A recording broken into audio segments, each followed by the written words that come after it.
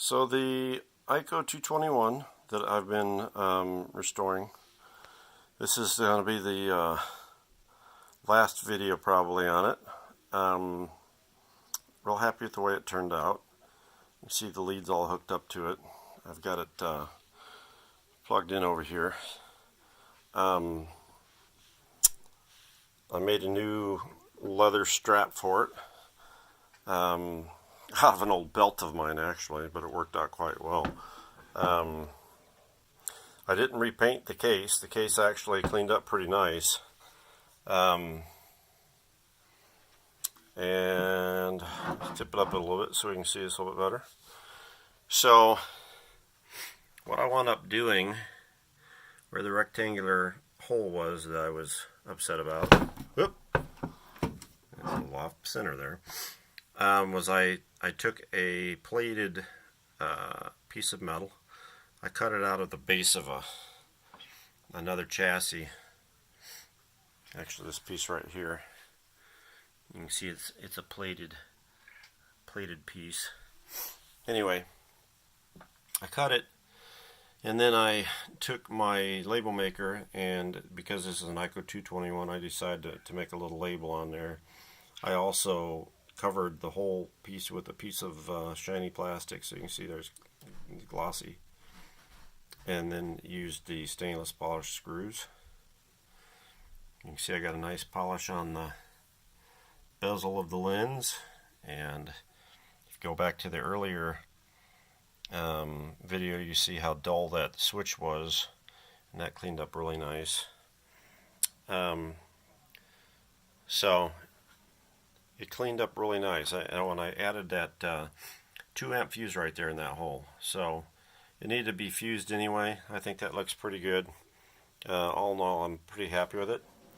Now if we turn it on, it's got a really nice light glow coming out of that. Very easy to see. And you missed it, but the meter, let's shut it off, turn it back on.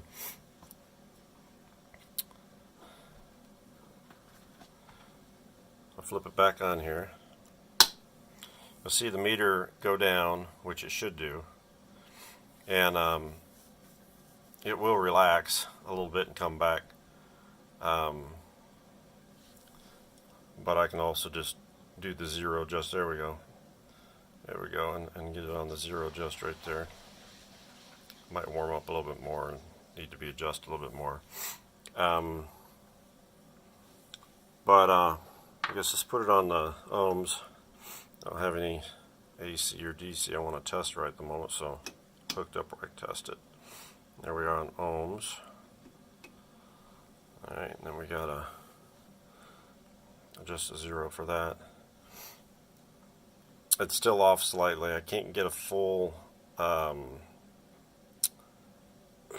infinity deflection on it, so I'm going to have to get back in there and take a look, another look at that.